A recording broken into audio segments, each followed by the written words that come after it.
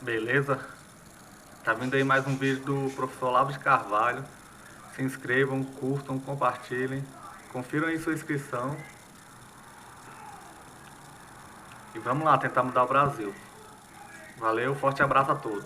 Outro dia eu ouvi o professor indicar O Bom Gigante, do Oscar Wilde, como um bom livro para a educação infantil, mas eu encontrei o conto O Gigante Egoísta. É exatamente este. Desculpa a minha confusão aí, eu não me lembrei na hora. Tenho um filho de 7 anos e gostaria de comprar os livros certos para a sua educação. Falei, bom, esse aqui é apenas um conto, deve ter o quê? Umas 7, 8 páginas no máximo. Eu não saberia dizer se muitos outros contos do Oscar Wilde serviriam para isso. Faz muito tempo que eu os li. Esse aqui se impregnou na minha mente, mas eu não lembro os outros, né? Nesse conto você vê então uma coisa bastante óbvia. O Oscar Wilde, viado ou quanto fosse, era uma pessoa de muito bons sentimentos e bons princípios, no fim das contas, né? Aliás, eu acho uma coisa estranha hoje como as pessoas acreditam poder encontrar explicações para uma personalidade, né, na vida sexual do sujeito. Isso é uma coisa tão absurda, porque se há algo que radicalmente não faz parte da personalidade, são os impulsos sexuais. Você não escolhe aqueles que você tem, você não sabe de onde eles vêm. Os seus impulsos sexuais podem vir do elemento genético, pode vir de uma influência do meio, pode vir de um estado hipnótico, pode vir de uma influência diabólica, pode vir sabe-se lá de onde. Então elas em si mesmas não significam absolutamente nada. O que importa é o que você faz com elas, como é que você se relaciona com elas. Mas hoje, vamos dizer, a orientação sexual do sujeito é a chave de tudo, né? Quer dizer, então, por isso que as pessoas querem saber sempre, né? Eu lembro que o Zé Guilherme Melchior, quando foi entrevistado na televisão, que as pessoas mais queriam saber como é a sua vida sexual, né? Falei, bom, graças a Deus a mim jamais me perguntaram uma coisa dessa, porque se me perguntasse eu descreveria como é, né? Ainda ficaria muito espantado, mas você não sabe? Eu explico como é a vida sexual. Então, que o Tiago Tondinelli, no seu livro Jardim das Aflições, você comenta a questão proposta por Georg Cantor, que tentou destruir o argumento lógico de que o todo é maior que as partes, e as são incluídas no todo, utilizando a diferença entre o conjunto dos números inteiros e o conjunto dos números pares. Segundo Cantor, por ambos rumarem ao infinito, então seriam iguais e, consequentemente, o todo, o conjunto dos inteiros, seria igual à parte, o conjunto dos pares. Em seguida, você mostra o erro de Cantor, dizendo que, na verdade, confundiu os símbolos dos números com os próprios números, considerados na concreção. Ou seja, Cantor, na verdade, falou de um mesmo conjunto de duas maneiras diferentes, e que, com isso, dizer que havia igualdade, deixando de lado o fato de que havia um e apenas um conjunto, o dos números, né? Se você pegar o conjunto dos números inteiros e o conjunto dos números pares, este último é exatamente o primeiro conjunto contado de 2 em 2. Então não há dois conjuntos para você comparar. Não é isso? Agora, note que esta distinção que eu estou fazendo ela não é matemática, ela é ontológica. Se você não escapa da dimensão matemática e olha os números ontologicamente, ele não pode perceber isso. Matematicamente, o conjunto dos números inteiros é um conjunto e o conjunto dos números pares é outro conjunto. Mas isso é apenas uma convenção matemática, só que para o sujeito envolvido nessa atividade profissional, né, isso é tudo o que existe. Não seria justamente essa uma das confusões feitas pelo pensamento revolucionário ao tentar equiparar partes e todos, mas o fazendo por nomes, sinais arbitrariamente dispostos que não mudam a realidade inerente das coisas? Claro que é, você tem toda a razão, Tiago. Você veja, um dos princípios da confusão moderna foi o surgimento da chamada lógica dos sinais. Que Aristóteles tirou todos os preceitos da lógica, ele tirou da observação dos seres vivos, por exemplo, o que ele diz sobre as categorias, espécies, gêneros, etc. A origem daquilo são os animais e plantas que ele estudou. Ele vê que eles se organizam assim. Então ele estava falando de conceitos que são descritivos de uma realidade existente e imediata. Porém, à medida que a lógica vai se aperfeiçoando, entre aspas, ela cria os seus instrumentos técnicos e ela passa a ter, por assim dizer, uma existência independente da sua fonte. Tá certo? Então, daqui a pouco a tendência de você coisificar, né, as regras lógicas e tomá-las como independentes da realidade é muito grande. Então aquilo assim como, né, acontece com as línguas na origem da linguística. A linguística de Fernando de Saussure vai tomar, vamos dizer, a estrutura da língua como se fosse uma coisa independente, uma coisa existente em si. Tá certo? É claro que isso é, vamos dizer, metodologicamente aceitável, mas se é tomado como realidade, então virou delírio, virou alucinação. Uma coisa é você considerar, examinar uma coisa independente daquilo que possibilita a existência dela. Outra coisa é você acreditar que ela existe independente das condições que possibilitam a sua existência. Então, quando essa coisa do Newton que eu estava falando, quer dizer, você acreditar, por exemplo, que o universo newtoniano é real, eu digo, bom, você está maluco completamente. Né? Então, evidentemente que ele não é real em si mesmo. Ele é apenas um conjunto de propriedades que você obteve isolando os fatores matemáticos dos outros fatores. Então, ele não é existente de per si.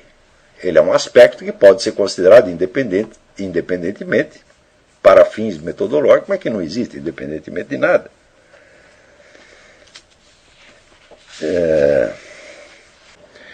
Gostaria de relatar um caso que aconteceu comigo e por isso mesmo acho que posso ser de ajuda para o resto dos meus colegas.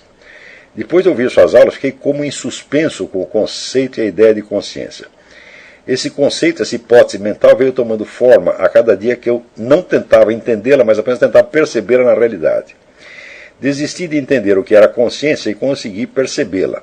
Após ler o capítulo Teoria da Consciência de Eric Wegener em Anamnese, no caso onde ele cita o ato de levantar, que em nenhum momento se torna consciente, parei de ler ali mesmo e fui tentar levantar de uma cadeira. Realmente o processo é obscuro. Mas no ato mesmo de levantar, em uma das minhas piscadas, quando o olho fechou, escureceu, e em fração de segundo, infinitesimal, o percebi abrindo, e a realidade se desvelando para mim de uma nova forma, tive consciência de que tive consciência disso de uma maneira totalmente diferente do que já havia experimentado. Meu filho, você está fazendo exatamente o que tem de fazer. Você tem que observar como as coisas realmente se passam. Então, perceber a realidade é mais importante do que compreendê-la, porque se você não percebe, se você não tem o o quê, muito menos você vai ter o porquê. Agora, hoje a norma é o seguinte: tudo aquilo que você não tem um porquê, você admite recusar que existe, admite aceitar que existe. Então, se você já não tem uma explicação, você não aceita o fato. Eu falo, bom, isso aí é a maior maneira de você nunca entender nada. Logo depois de passar por essa experiência autoinduzida, de perceber-se percebendo, perceber-se percebendo consciência consciente, voltei ao texto do Wegener e me vi navegando por águas muito mais seguras e conhecidas. Estava agora diante de algo translúcido para mim, que para mim é mais certo do que a mera hipótese do parágrafo compreendido mentalmente. Essa experiência, dentre outras que faço com frequência, me tem dado força e embasamento para ter certezas que antes eram só ideias. Brilhante, é isto mesmo. Quer dizer, compreender o texto é fazer isso, meu filho. Um texto de filosofia não é para ser lido só como um romance, ele tem que ser tocado como uma partitura. Você tem que ir lá no pianinho e tocar uma vez, duas vezes, três vezes, até você acertar o tom. Tá certo? Então é por isso que você tem que ler muito lentamente e deixando primeiro que haja o impacto imaginário total, onde vai misturar ali o verdadeiro e o falso. Mas são milhões de sugestões que são evocadas, que vêm do seu próprio material interior, são evocadas pela leitura. Depois, através, vamos dizer, da experiência, da observação, da análise, etc., você vai separando o verdadeiro e o falso, mas só depois. Primeiro precisa ter o material imaginativo. E por isso mesmo, agora, ao ler os textos de filosofia, passo a avaliá-los com esse olhar da experiência e do abstratismo. Coisa que me tem engrandecido enormemente, e tudo graças às suas aulas e os ensinamentos da presença por experiência e da unidade do conhecimento na unidade da consciência. Mas é isso mesmo que tem de fazer, só que tem que fazer o resto da sua vida. Não é fazer um tempo e agora já aprendi. Não, epa, isso é assim e de novo, e de novo, e de novo. Joel Tang. Sou muitíssimo grato a esse curso. Se a minha vida sofreu uma reviravolta há mais de 10 anos, quando comecei a ler seus livros e acompanhar seus artigos, parece que agora posso dar a ela um verdadeiro eixo. Obrigado, mas é este o objetivo. Capaz de investigar a verdade por si mesmo e de sabê-la, mesmo que ninguém a entenda, mesmo que você não consiga explicá-la para ninguém, né? E você ter, no fim das contas, a experiência da realidade, você estar aberto para a imensa realidade que nos circunda e no qual se insinua a ordem cósmica e divina. E você tem esse vislumbre da ordem cósmica e divina, então, não, aí você está no certo. Entre o estado da sua mente isolada, pessoal, individual, e o estado de maturidade que eu estou me referindo, existe a absorção do testemunho dos homens de todas as épocas e lugares. Você aprender a ver as coisas como eles viam. E através exatamente dessa impregnação imaginativa. Até o ponto em que você, no mínimo, você possa ter a certeza de que você está percebendo mais ou menos como toda essa gente percebeu. É como se você estivesse, vamos dizer, numa assembleia, está lá Aristóteles, Lao Tzu, etc, etc. E eles dão o testemunho de que o que você percebeu é o que eles perceberam. Então, aí você está se colocando diante da melhor assembleia possível. Mas um pouco mais tarde você não precisa nem mais dessa.